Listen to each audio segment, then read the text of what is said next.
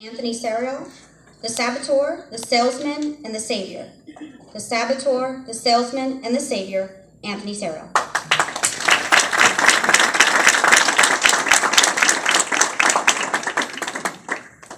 They say if you're going to speak in front of a large audience, somewhere around 135 people like today, that you need to come up with subject matter that's relatable to a majority, if not the entirety of your audience. So contest chair, dignitaries, fellow Toastmasters, I've come up with something I think all of us can relate to. I hear voices.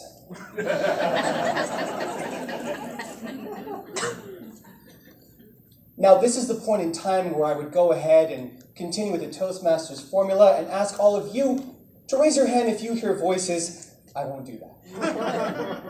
Because there is the likelihood that people here will judge you. As it is now, there are at least 8 people judging me. But I have found it particularly helpful for me to go ahead and name my voices. I call one the Saboteur, one the Salesman, and the last the Savior.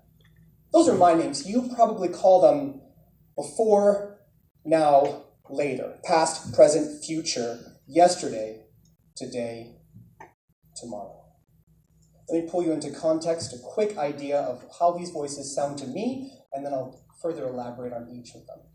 In the context right now, the Saboteur is in my head, ruminating within it, telling me that just being here is a mistake.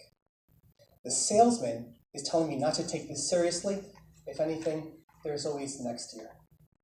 The Savior is telling me, you've got this. They need to hear what you have to say. Let me introduce you to the Saboteur. The Saboteur's favorite part of the day is your early part of the day. Very early morning, it's the first voice you hear when you rise. The Saboteur loves to talk about yesterday. Not just one singular yesterday, but the collective yesterdays of our existence. We wake up, the Saboteur is the voice saying everything we didn't get done yesterday, haven't got done last week, the last month, how far behind we are. Saboteur is eating away at our most valuable resource, our self-esteem. It's eating away at us, and we haven't even eaten breakfast yet. Now, I make the point of breakfast because we all understand from 8th grade health classes that we need to have a good, strong breakfast because we don't know what sort of day we had of us. Now, that's physically nourishing us, but what we don't realize is that mentally, spiritually, we need nourishment at the beginning of the day. And the Saboteur knows this all too well.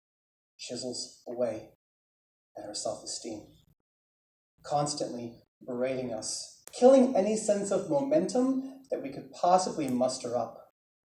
Again, we need mental, emotional, spiritual nourishment. Now, let's talk about this salesman. The salesman's favorite part of the day is towards the end of the day. And the salesman does what salesmen do oh so well. They get us to spend what we have on the potential of something greater. The salesman gets us to relinquish any sense of urgency we have as far as what we need to get done today and consoles us. You've got tomorrow. You've got next week, next month, next year. Relax. You've done enough. You've had a long day. You're a great person. And it starts to eat away at any sense of urgency and control that we could possibly have in our day. Now we move on to the Savior. Savior's favorite part of the day is the middle of the day, which is quite inconvenient because it's lunchtime. We've only got about an hour and a half to listen. It's a ticking clock. The Savior, the voice of the Savior, is the one constantly reminding us Just make a few phone calls. Reach out to the people you care for.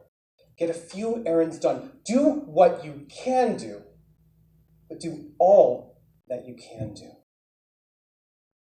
Set yourself up for success tomorrow, today. That voice, as nourishing as it may be, is so threatening to the other two. So they team up.